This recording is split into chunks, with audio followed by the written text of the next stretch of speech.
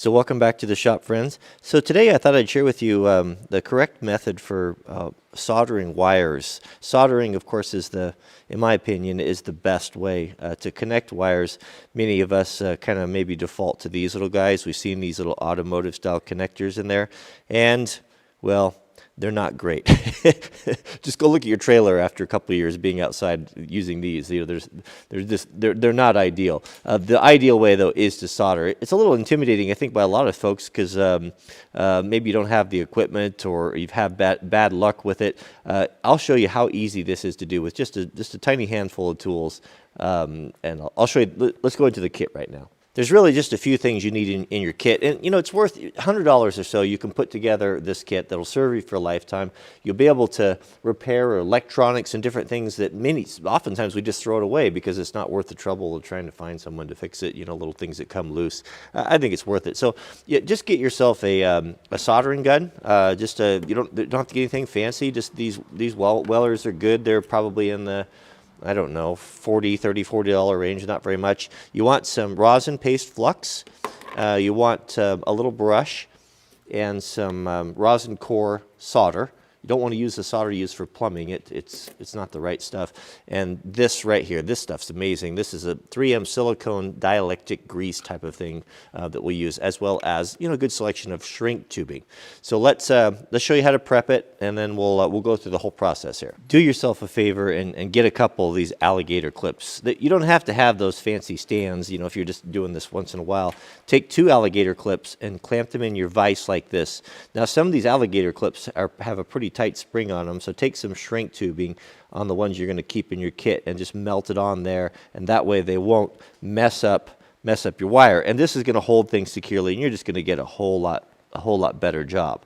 Okay, so for joining the wire, there's a couple different ways of doing it, but what I have found to be the best, and this is what Granddad always did it, is you fray the ends of the wire like this. You kind of splay them out like this and join them so they intermingle, kind of mesh like fingers together.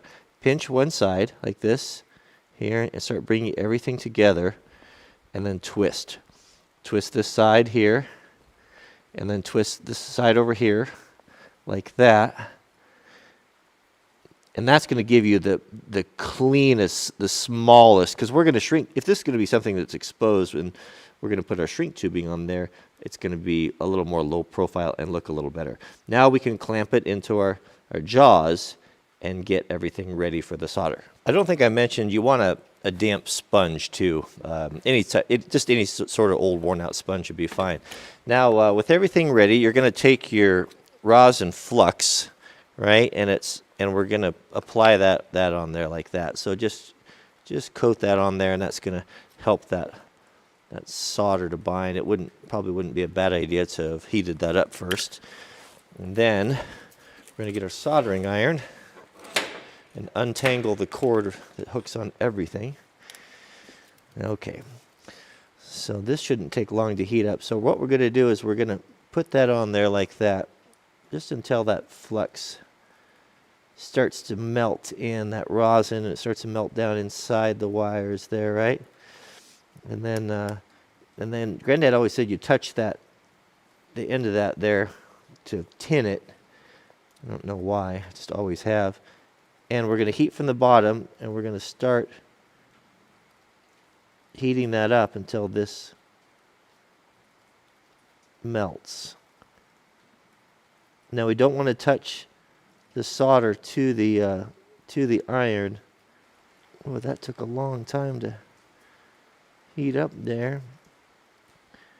There we go. Now it's sucking in there just like that. We don't put so much on there that it's going to you know, drip off. And don't try to dribble it on there. I could probably use a little bit more right there. There we go. That's all.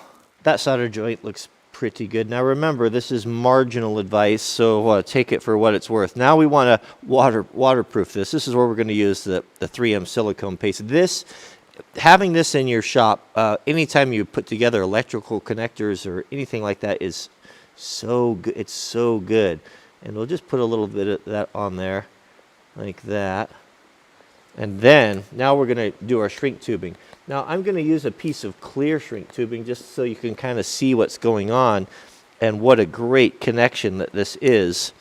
So what we can do here is, once we have that grease on there, now we'll thread our shrink tubing on here like this, and try to be careful when is to hold that, not to scrape all that silicone grease off there, and just place it like that. Now your shrink tape's going to shrink on the ends about 10%. So I'm always pretty liberal with that, and give myself plenty of tubing.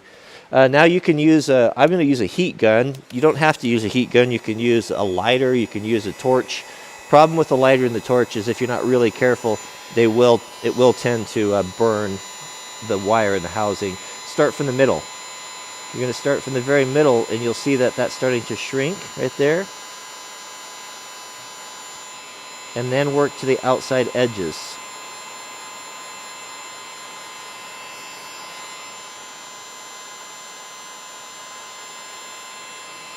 And you'll see, I think you can see, you'll see that silicone making that seal as the shrink tape tightens around the connection, and ideally you want it to squeeze out like that side right there. Probably should have put a little bit more on the housing, but that looks pretty good right there actually. Now once that's cool to the touch, you can clean that silicone off there, and you have a really good, as good as you're going to get, a waterproof connection for joining two wires together. That's probably going to be tougher than the wire itself.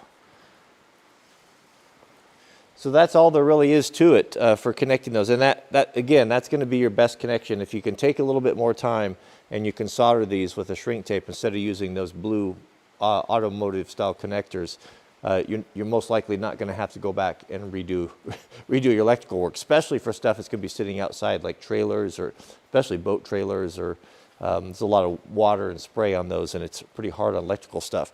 So what I'm going to do, I was going to add, a lot of folks have been asking, what happened to Wrangler Mart? Wrangler Mart was our Amazon affiliate store where I'd put the things that I like. People often ask, what do you recommend? What do you like for, what's that shirt, or what pocket knife you like, or what camera equipment you're using, and then they shut down the stores. Well, we've got a new one now. They've started a new program, and I will put a link to that down in the subject heading. It's at the WranglerMart.com will go over there. I'm forwarding those addresses. What I'll do is, because I know I'll get a lot of questions about this, I'll do affiliate links. Affiliate links are a way for us to support the channel. If you buy something on Amazon that I feature in the video, we get a small percentage from that, and it helps us to fund the channel.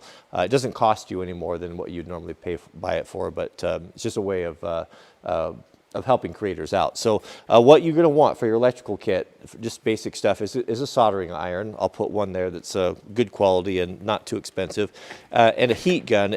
When you're buying a heat gun, make sure you get one that stands on its own, that's got some feet on it. Like this one here will sit like this on your bench. That way you can work on it hands-free. So if you're heating stuff or like that, to have two hands and have it so you don't have to clamp it in the vise is actually pretty nice. So those are the two main things right there. I'll put the flux, the silicone paste. You definitely want some of that. That's a must-have. That's like the WD-40 of electrical work, and solder and shrink tape.